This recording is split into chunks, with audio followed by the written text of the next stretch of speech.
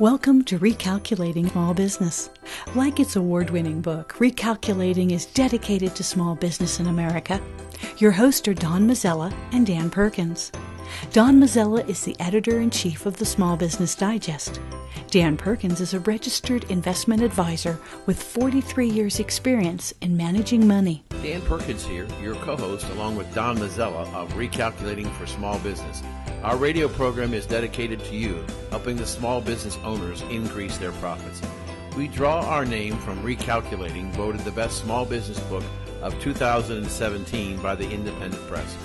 In this book, it features ways to grow your small business. Now, here's Don Mazzella. My co-host, Dan Perkins, is on assignment, but here today is someone I've really been looking forward to having on the program, Jeanette McClennan.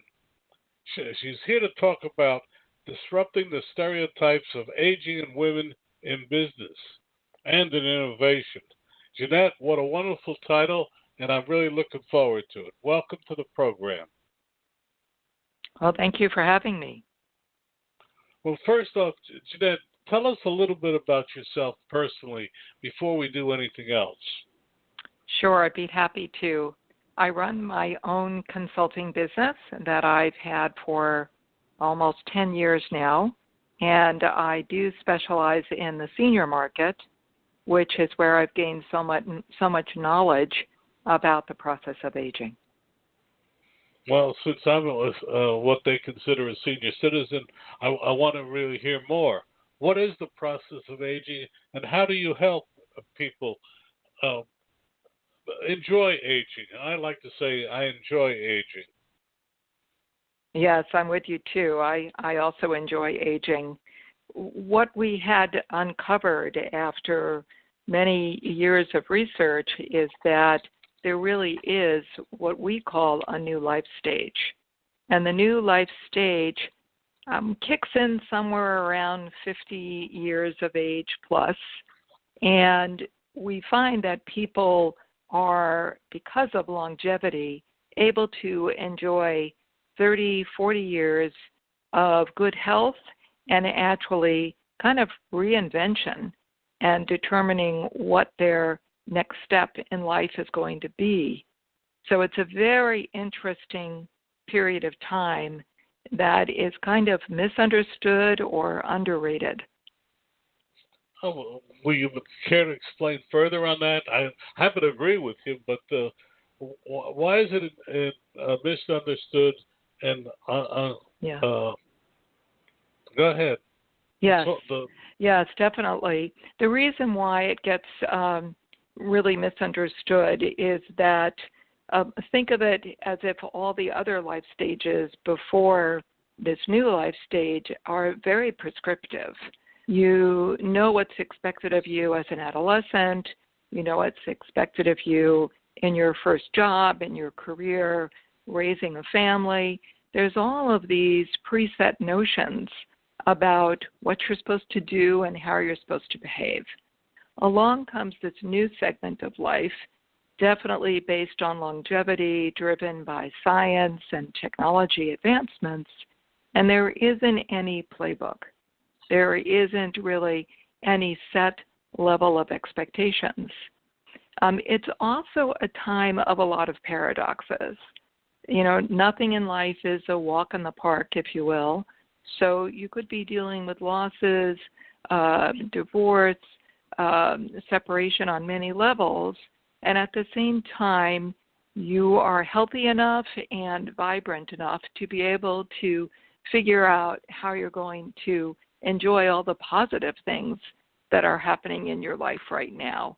You're likely to have finished raising children. You're likely to be far further along in your career or choosing to retire. And so when you think about all the possibilities for the 50-plus person who's likely to live another 30 or 40 years, it's a very exciting time.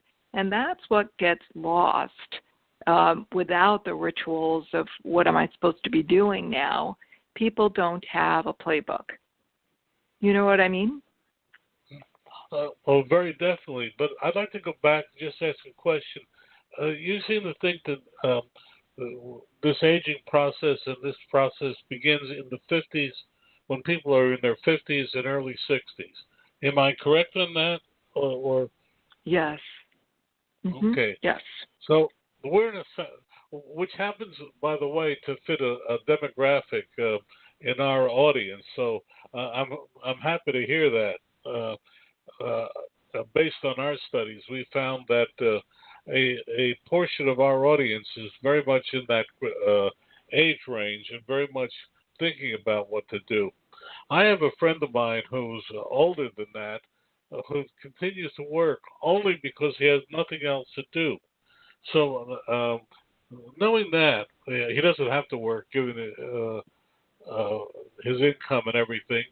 Now, given that, what are some of the things you ask people who come to you and say, you ask them about what they want to do or what they've done? How does your system work, if it is a system? Yeah, we service companies like AARP and also Holiday Retirement.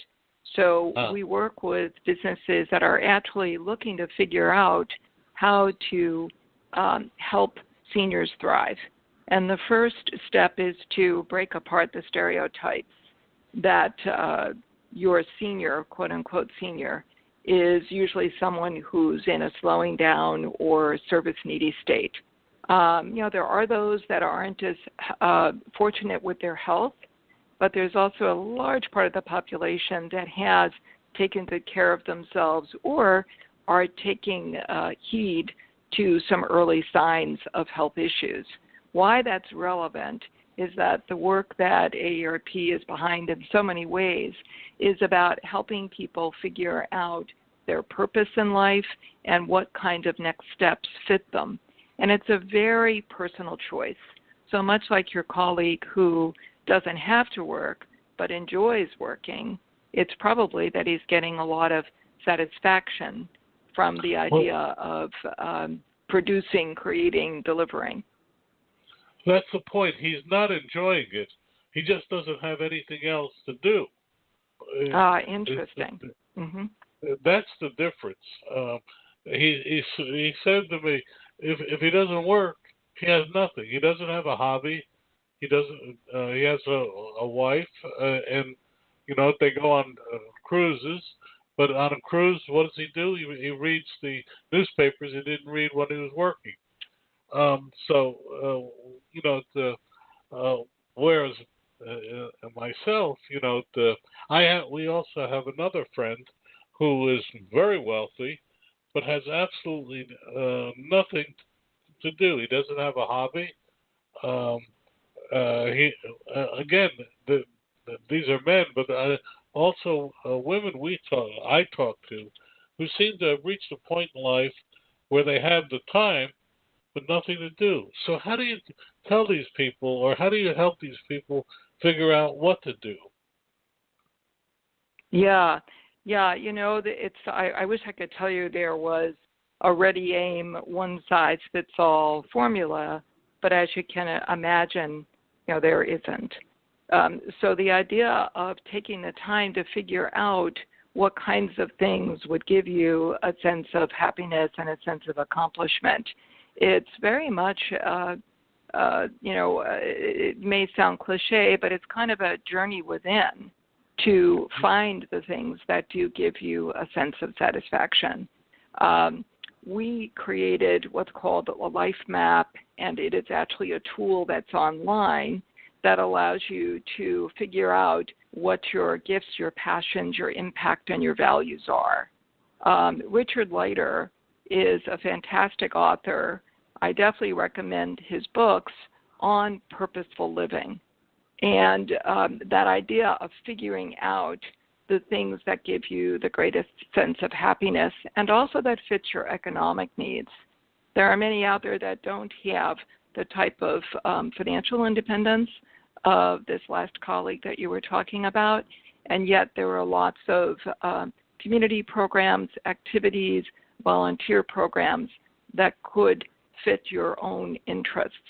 Richard Leiter the author of the books that I've mentioned on purpose, he's 72 and loves to do safari and goes into the backcountry hiking and biking at 72.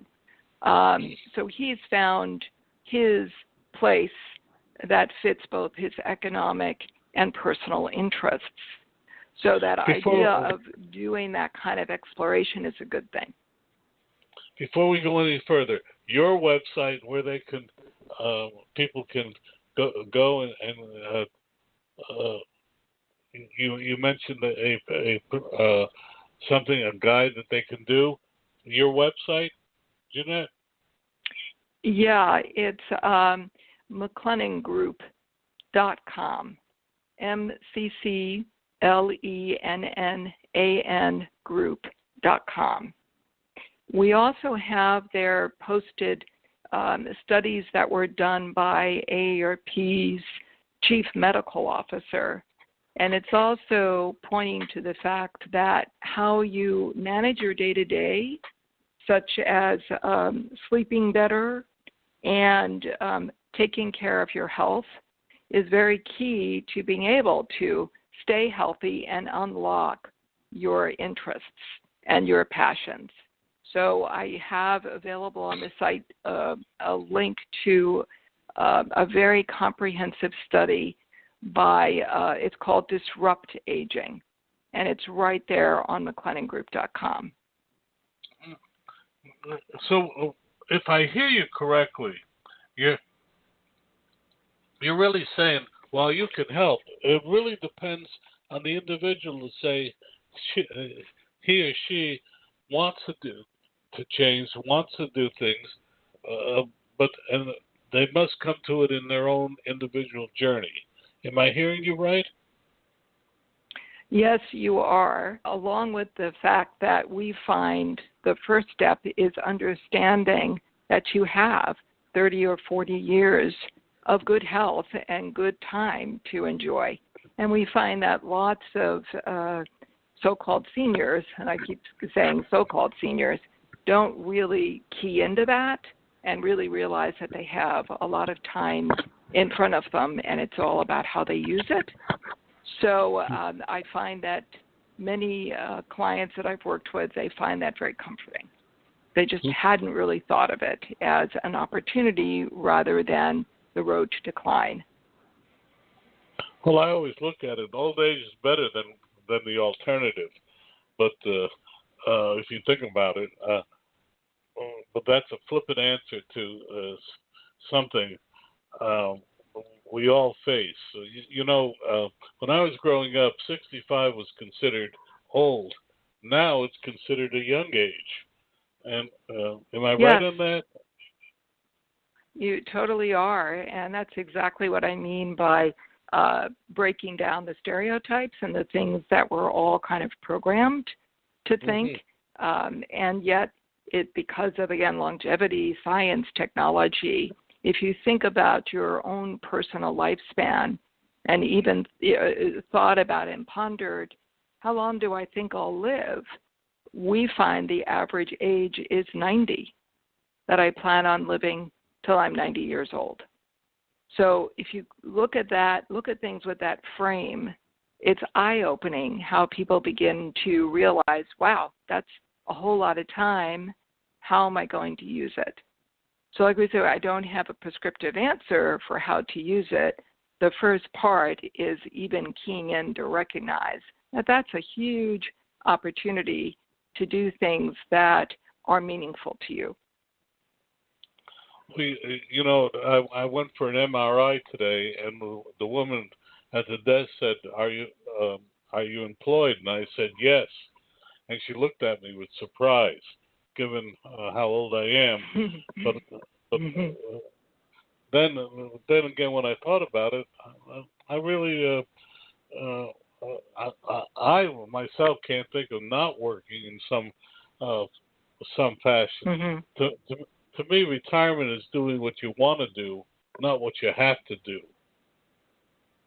Yes, I very much agree with you. My mother is 95 years old, and lives on her own. She has finally decided that maybe driving isn't a good idea, but her outlook on life is to really enjoy every day to its fullest, and she's very focused on achieving her purpose. An incredible woman who taught me so much about how to age with, wit and grace. Well, Jeanette, it seems to me that part of it is a desire to live rather than just giving up is so key to longevity in life. It seems to me that the people I've seen who have lived to the old age, they want to live and they have something to live for. Is that something you see? Oh, most definitely. Most definitely.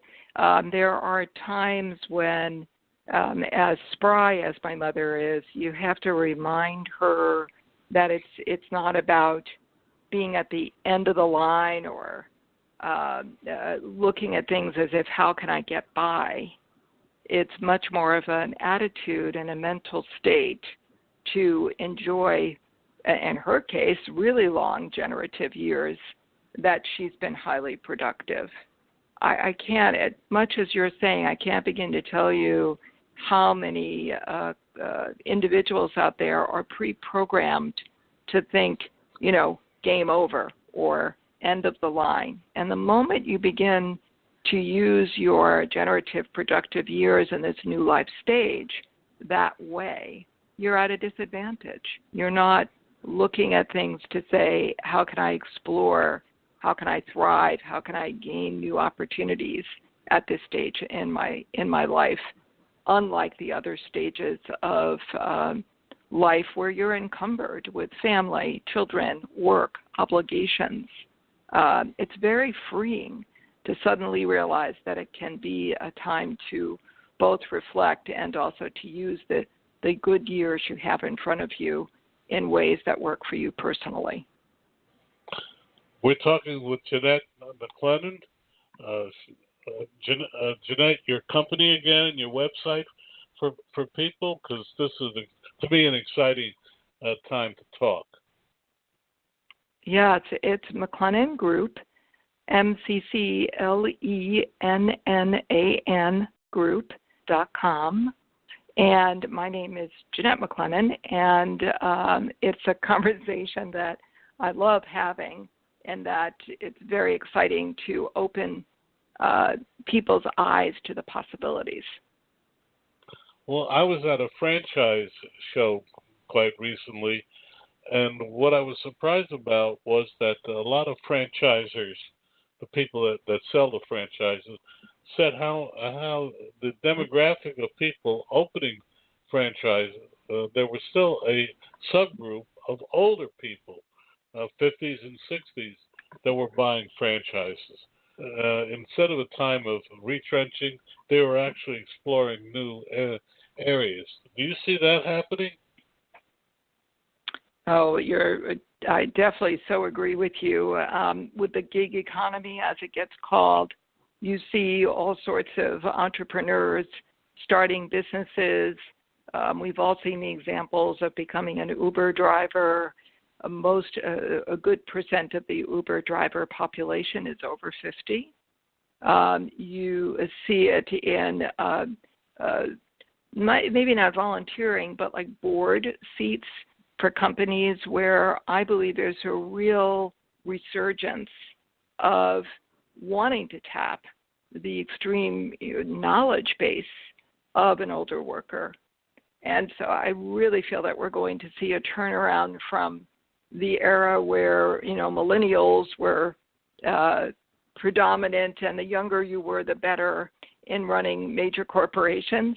I really think that it's a time that businesses are reflecting and going kind of back to the idea of tapping such extreme talent in the older population. It's going to open up more and more opportunities for so-called, again, I would say so-called seniors or older adults. I love that you call them so-called. I like that. There's someone once said, we take longer, but we do it better. And I never forgot that. In the few minutes we have left, what are some of the things you say to people when you talk to them that you might want to impart to this audience? Yes, I find that doing an inventory of things that matter to you, as well as things you want to shed, because it's a time of so many paradoxes going on, or sort of opposite experiences happening at the same time.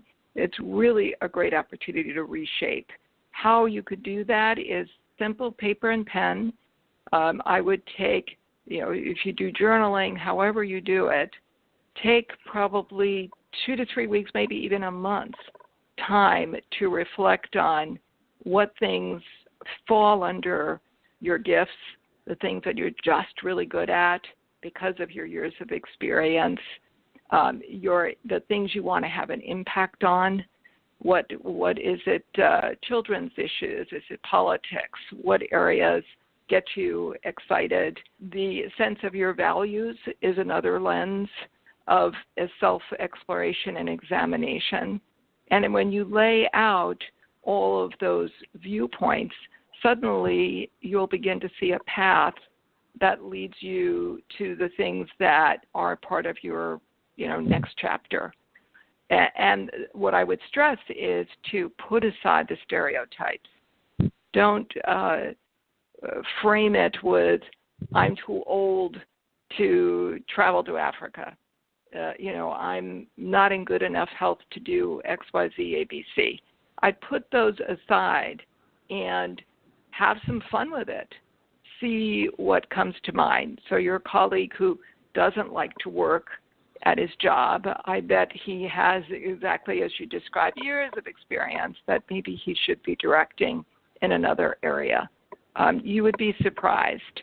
I've seen so many adults go through it and find some place that they're really going to focus on and direct their time and energy to.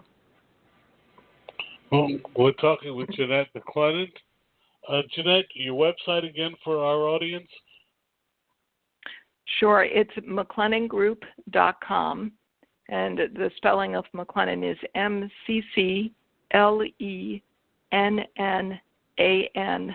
Group.com. A link to that website will be on recalculating.biz tonight, where you can hear this and every other past and present future program. Jeanette, thank you so much. For me, it was a really great time together. Thank you. Yes, thank you. It was a pleasure. Have a good day. Want to know more about health savings accounts for your company or yourself? Go to 2hsa.com and get a free employer's primer. Health savings accounts are a cost-effective way of offering health care benefits to your employees and yourself. HSAs build retirement funds for your employees, improve morale, and reduce your health care benefit cost. For a free employer guide to HSAs, go to 2hsa.com. That's 2hsa.com. Dan Perkins here from recalculating.biz with your featured book. I want to tell you about a recent interview I had with Bob Bethel, a turnaround specialist with lots of success in small business. Bob's new book is Strengthen Your Business, Fail-Proof Strategies for Small Business. He tells us of his life successes and failures that have made him and his clients so successful. Over the years, Bob has brought 77 companies back from the brink and change them into thriving, profitable businesses. His energy is amazing, and at 74, he proves that you can still have a great deal to give others if you just try. His suggestions are easy to understand and very helpful. One insight struck me was that most companies do not have a plan. The old Chinese proverb says, if you don't know where you're going, then any road will take you there, is true today. Bob Bethel's book, Strengthen Your Business, can be found at Amazon.com or can be ordered at your local bookstore. This has been Dan Perkins with your Recalculating.biz featured book. My co-host Dan Perkins is on assignment, but I'm really glad today to have Matt Baker here to talk about managing expectations as a freelancer. And I will tell you, this is a subject I'm really looking forward to because I made that mistake when I was a freelancer. Matt, welcome to the program. Hi, Donald. Thanks for having me. Matt, first tell us a little bit about yourself, your company, and your website. Thank you. I'd love to. I work for FreshBooks, which is available at freshbooks.com, and we offer easy-to-use invoicing and accounting software for self-employed professionals such as freelancers. Okay, but and your background? Yeah, well, I actually, quite varied background. I've got some experience working in the tech industry at places like Google, and also in the consulting industry at some of the places like McKinsey. And so, FreshBooks is a great opportunity for me to bring those two things together and work on strategic problems for a tech company. Okay, now you've got a great subject, managing expectations. So tell us a little bit about that. Yes, well, at FreshBooks we do an annual research study and try to find out what's on people's minds who are freelancers or who are soon to be freelancers. And this year what we found out is there is a big mindset shift among people today who have traditional jobs and they're looking for some sort of career independence. And so this means breaking away from the 9 to 5 and starting out on their own as a freelancer. And because of so many people that are interested in it, it's upwards of more than 20 million over the next 2 or 3 years. We dug in a little bit to understand, well, what are some of the challenges that people are facing who are already doing it? And one of the things that ultimately bubbles up to the top each time we talk about it is managing expectations with clients, because client work or client-based work is often so much different than what a traditional employee would do in a desk job. Well, that's good advice. But how does, having said that, can you offer some suggestions to our audience? Yeah. Thanks for asking. So what we found is, as I was trying to say, that managing client expectations is one of these biggest challenges, one of the things that you have to learn in order to be successful and thrive as an independent worker, as an independent professional, as a freelancer. And some of the things that we found over time is, I'll mention 4 or 5 tips that we like to share. So the first one is getting as many details as possible up front. What this means is going through the proper conversations to ensure that there's alignment from the beginning. Oftentimes there can be an assumption in a typical job that you'll figure out as you go. But once you start freelancing, if you get it wrong up front, it can lead to a lot of headaches down the road. And so certainly details up front is a big one. A second one is putting it in writing. Now sometimes that can be as far as like contractual with signatures and things of that nature, but at least scoping out a statement of work, putting some things in there around how much work you're going to deliver, what the deliverable would look like, what type of timeline. Some things like that in writing can really avoid that mismatch from the beginning in trying to work with a client. Another one that we often talk about is project planning. So this can be as simple as how many hours do you think you're going to put towards this project? And it can help you forecast how long it's going to take, but it can also help you keep on track. And so you can start to see how many hours you're working down and get a feel for if you're going to be, spending more time, which is effectively, your own cost to deliver the project or not. So that upfront plan makes a big difference. Another one is constantly checking in.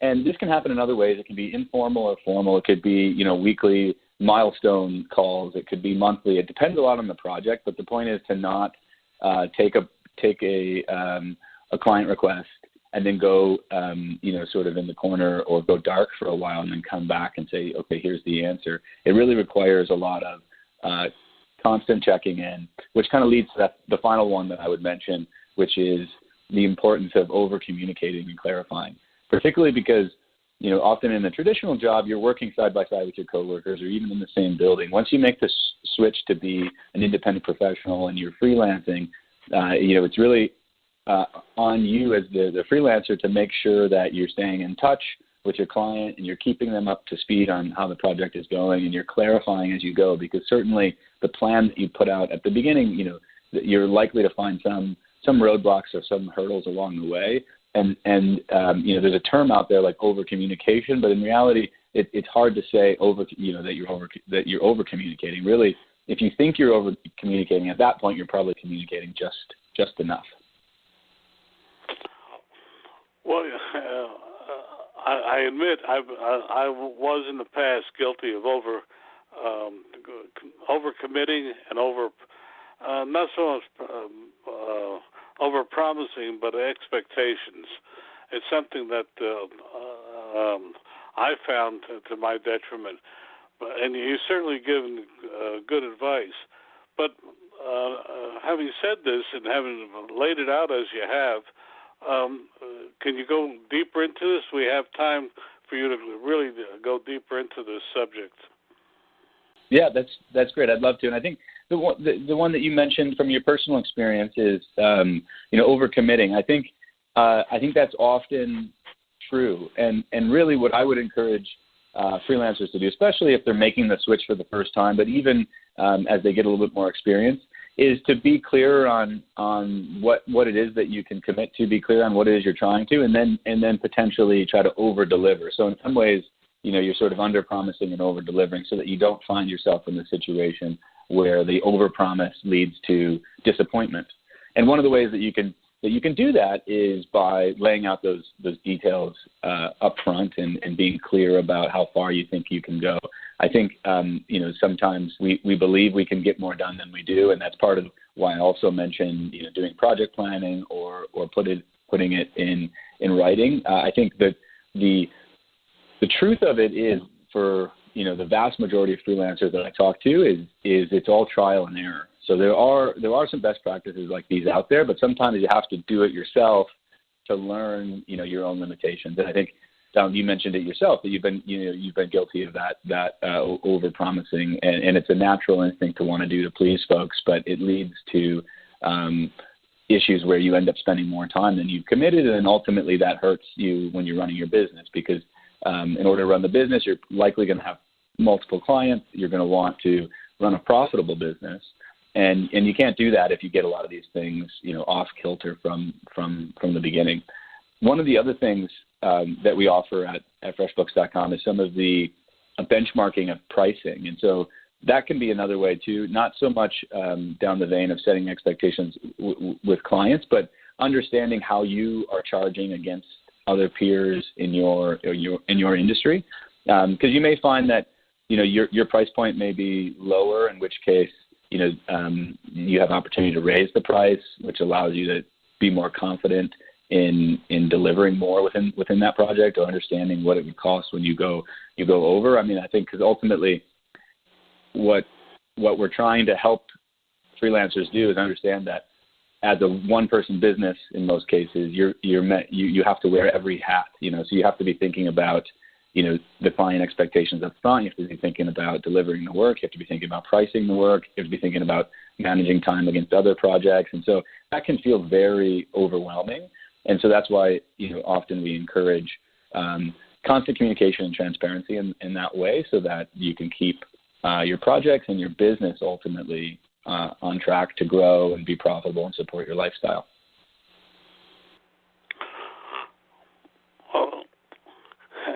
Well, you've given me so much, I don't even know where to begin.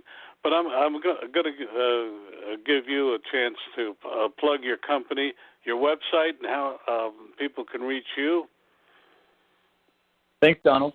as I mentioned earlier, we are at FreshBooks.com, and I talked a little bit about how we're easy to use invoicing and accounting software. And I think one thing that's worth mentioning is what makes us different, and it's really that we're built for the people who need to send invoices. And so if you're a digital marketer or a graphic designer or an IT professional or a tradesman, and you need to send invoices to get paid, that's the core of what our software offers. And so it's built for those types of businesses, and it's also built for the business owner themselves. I know that we're in a category called accounting software, and that's true, and it has a very robust accounting behind the scenes, but it's built for the owner to use themselves, so that it's simple to use in terms of entering your clients or tracking your time or sending invoices, and a lot of the accounting reports and analysis and jargon is left in the background.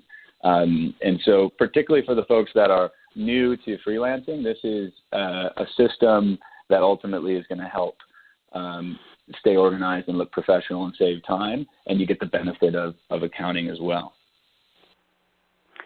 Well, let's, people talk about the gig economy and where it's going. Are you comfortable kind of talking more about that? Yeah, certainly. So I think the gig economy is, in some ways people say anyone who's working, part-time or on their own is part of the gig economy, and others say, well, a gig is a specific job that you've been hired to do through platforms. So I think we could talk a little bit about those quite separately. With a tool like FreshBooks, this is where you're getting your own clients, you're managing your own work, and you need to invoice for that. And so that's where the importance of setting clear client expectations come in as paramount and really a critical part of success. Oftentimes with gig platforms, and this could be people who are driving for Uber or delivering through DoorDash or doing work on a platform like Upwork. When the platform itself manages the flow of the work, oftentimes that platform helps set client expectations, and so through the system what the expectations are when you're getting into an Uber or you're ordering food. And so that, in a way, takes a little bit of the pressure off the person that is providing the gig, because they're using a platform that's already setting things like client expectations and setting price and setting some of the other norms that you come to accept. I think where the gig economy in the gray area, or the ones without the platforms, where people are really starting their own business and gathering their own clients and doing some of that work, that's where I believe folks have the biggest opportunity, but also need the most help to understand the different aspects of running a business like that. And in particular, that's why we spend time thinking about managing client expectations, because if you don't do it in that case, if you're, as I mentioned, some of those industries before, if you don't have a platform that's doing it for you, it's really up to you. And if you don't do it, then it can lead to, as we were talking about before, very unclear expectations. So I feel like that's one of the big differences between the way to think about the gig platform and the gig economy today. That's good. The way things are set up today, you can start a business, and 90% of the infrastructure is now in the clouds. But it seems to me that many of these services don't give you the one thing you need, which is the ability to go out there and sell your services. How do you feel about your products, and how do they help people be better freelancers? Yeah, I think, Donald, it's a great question, and I think you've hit an important topic here, which is finding new clients and going out and selling. It is in many ways what is the difference between surviving and thriving when you're in a freelance environment. You can always tap into the gig platforms that we were talking about before to get essentially the platforms to sell for you, because when I think of driving in an Uber or delivering DoorDash, or you're not going out to find people who need these rides. You're just filling the demand. And so if we park that to the side for a moment and say, that's one way of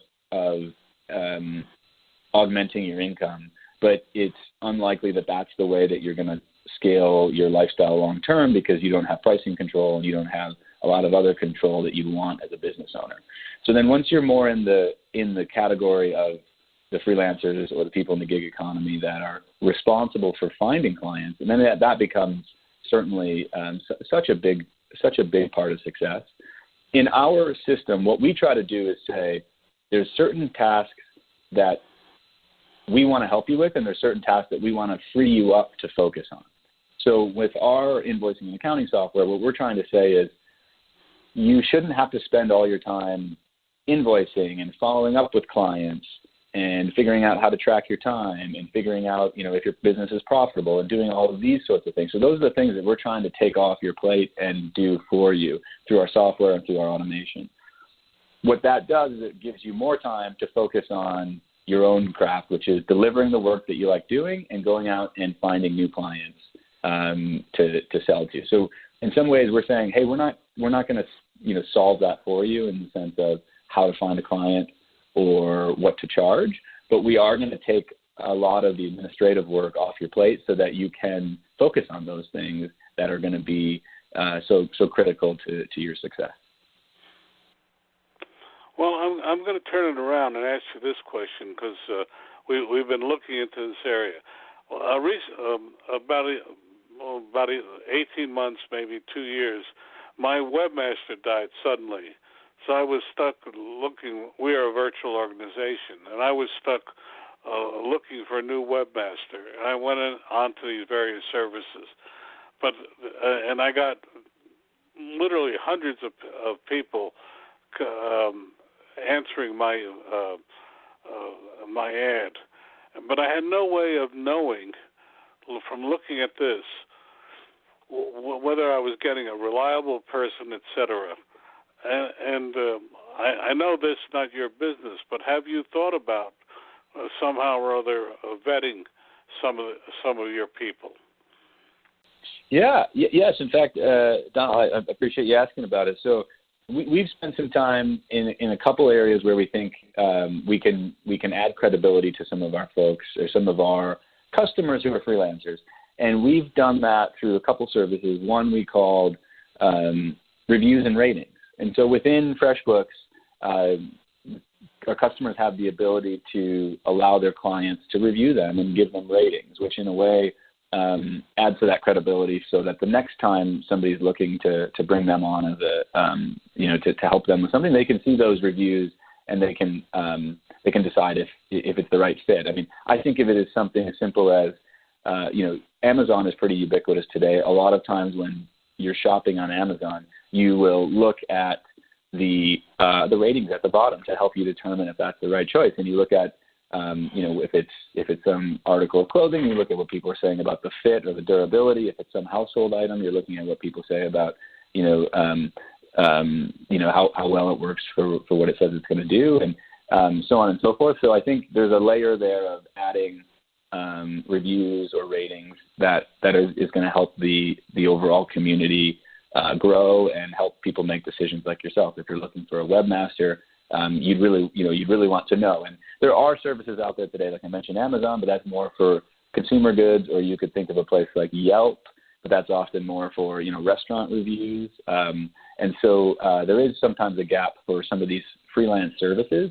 And we do think we could play a role in helping to surface the reviews that are going to help people make the decision and understand who are the best performers in a given category.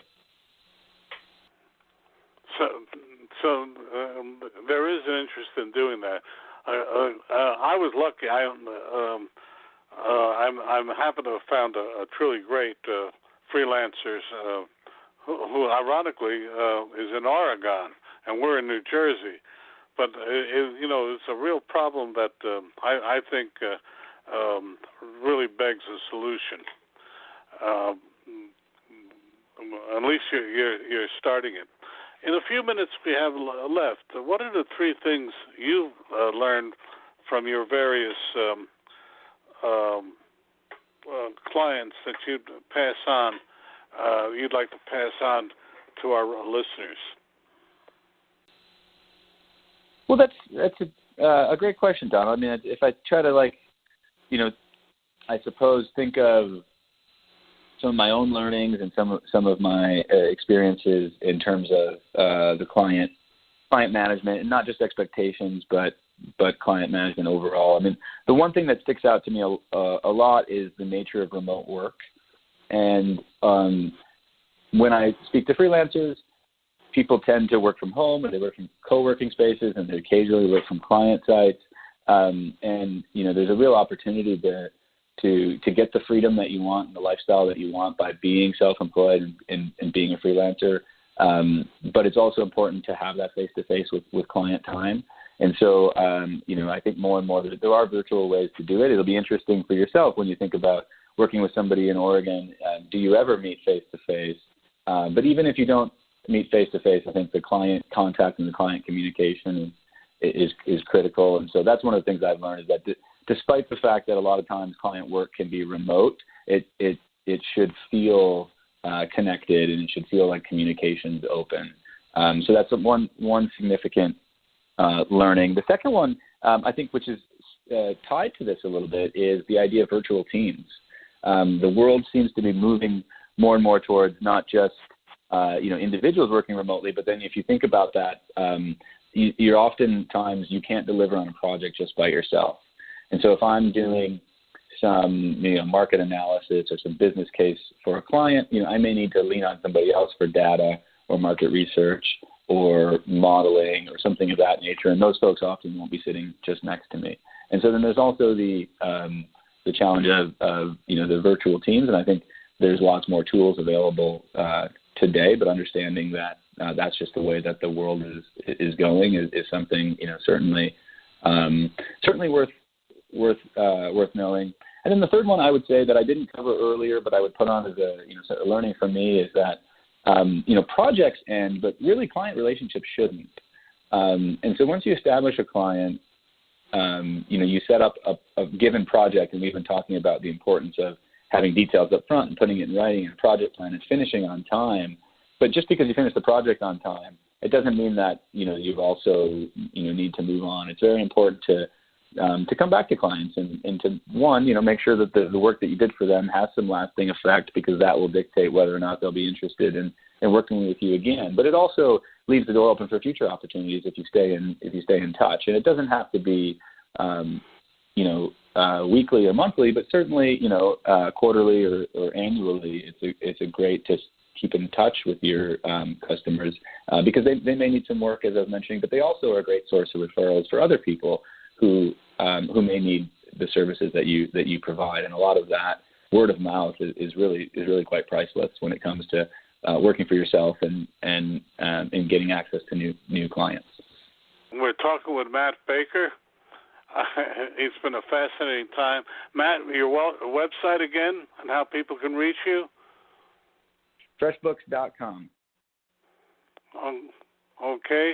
A link to that FreshBook will be on recalculating.biz tonight, where you can hear this and every other past and future recalculating program. You could also, by the way, tell us and anybody you might like to hear on the program, and we'll try to fulfill your wishes. Matt, thank you so much for being with us. It's been a pleasure. Thank you, Donald. Thanks for having me.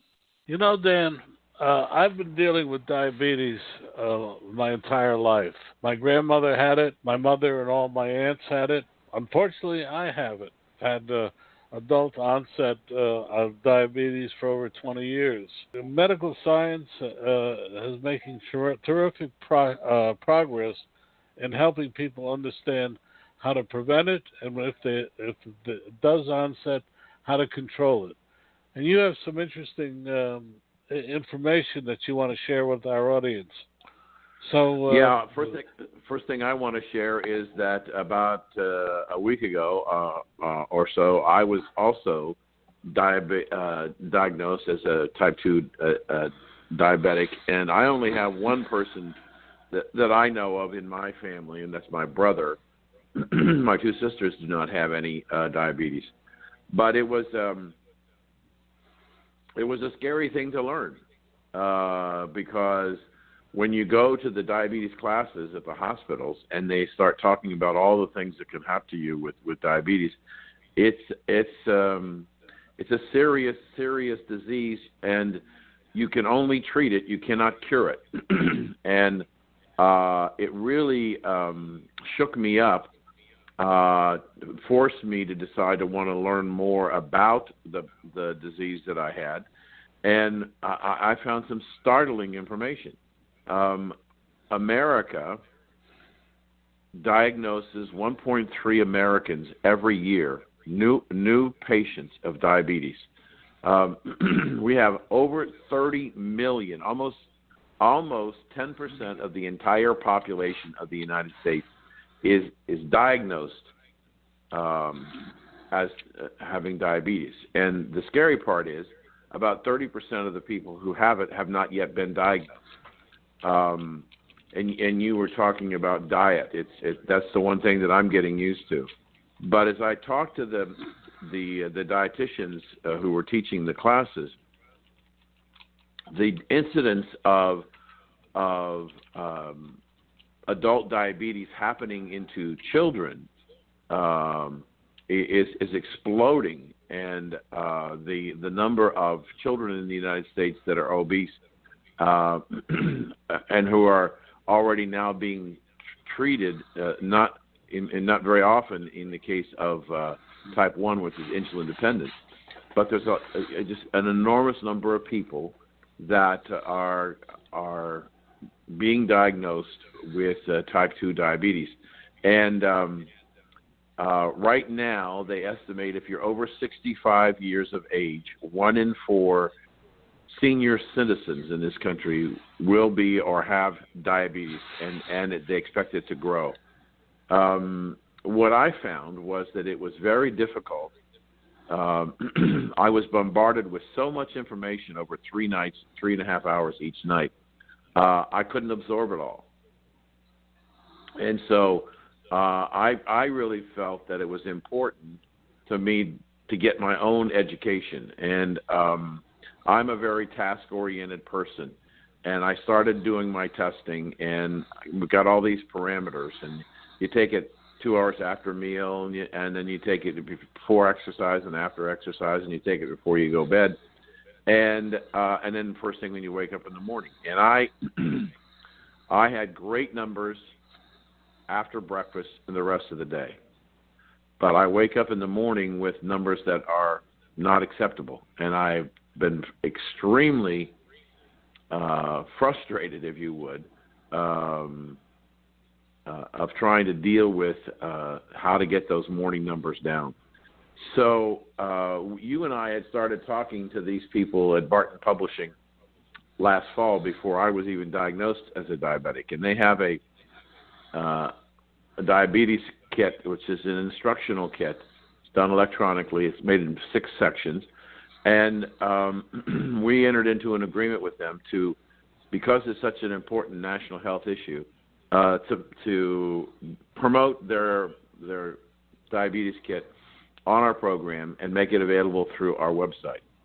So they're really addressing the 6 major issues that people have to be concerned about: diet and exercise, medicine, and a bunch of other things, so that in one easy-to-read place, you get an opportunity to figure out how you can begin to manage your diabetes. Well, there's so much conflicting information out there. Not so much, I think, conflicting as everybody has their own particular way of doing things. That's why I found the book extremely helpful. I've been dealing with it for over 20 years. And as you know, I talk about it at national conventions and on radio and TV, my own journey. But what I found in the book interesting is that they talk about things that I've only discovered along the way, some of which I wish I had discovered when I first became diabetic. My mother had diabetes, so the chances were 3 out of 4 that I would end up with diabetes. And You said that your aunts had it too, and your grandmother? Oh, well, yeah. As far back as they could go. My grandmother was an immigrant to this country, so they have no knowledge before that of her family. But my mother was, in fact, for all intents and purposes, died of diabetes, as did one of my aunts. The complications of diabetes. But for instance, one of the things that I wish I had learned much earlier, and I have to thank my wife for this, is how important it is to walk, how important it is to be out there at least, some people say 2 or 3 miles a week. Other people say it doesn't matter the distance as long as you do it every day. And the material that we're talking about, that's why you and I are pushing this so much, is because we do know the consequences of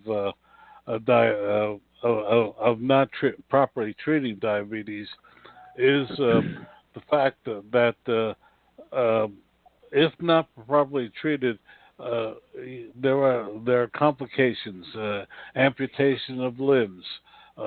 It's funny, whenever I go to my doctor, who is absolutely one of the best internists in New York City, what does he do? He goes down and he takes off my socks and checks my circulation, because that's a key element in determining what's going on with diabetes. And then again, it's the pills versus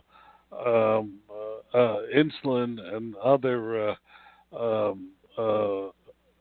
medical remedies. I myself have not, on the occasion when I've been in the hospital, reacted very well to diabetes, to insulin.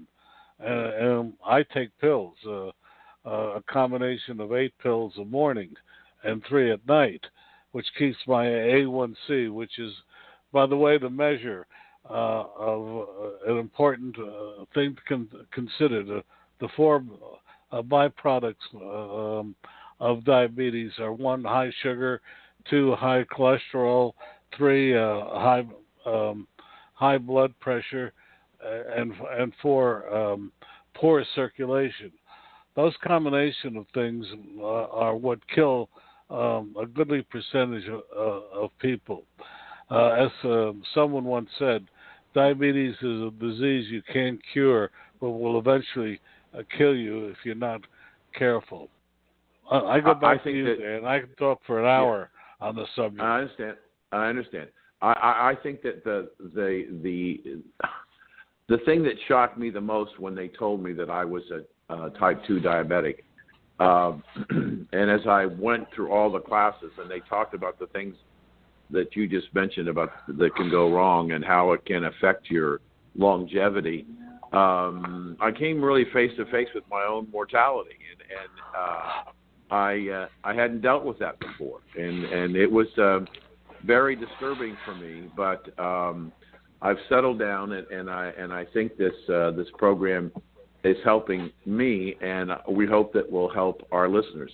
So we're going to put a link on recalculating.biz where you can click on and go and take a look at the package, and it can be downloaded directly to your phone or your computer in an electronic file. You don't have to wait for a book to be delivered.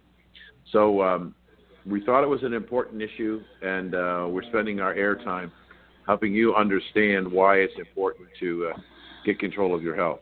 So this is Dan Perkins. And Don Mazzella. Thanks for listening. Dan Perkins here with your Recalculating Small Business tip of the day. Did you know that a candle can be an energy saver for home and office? An old-fashioned candle can be a new-fashioned energy saver, and at the same time provide a warm glow to any home office. Adding a candle seems like a silly thing to do, but it can help check for drafts. You can use the candle to test if new windows are needed. Here's how.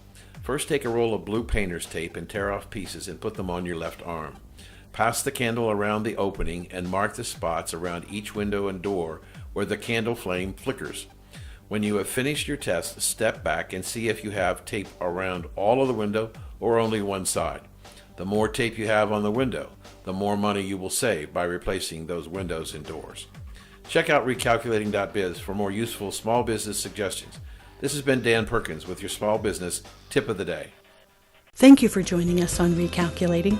We hope the information you received on today's episode was helpful to you in starting and growing your business. Please go to our website, recalculating.biz, to contact us, to listen to past shows, and see special offers. Until next time, remember, if you grow, we grow. Join us next week for more helpful ideas to make your business a great success. Recalculating, a program designed to help you be successful.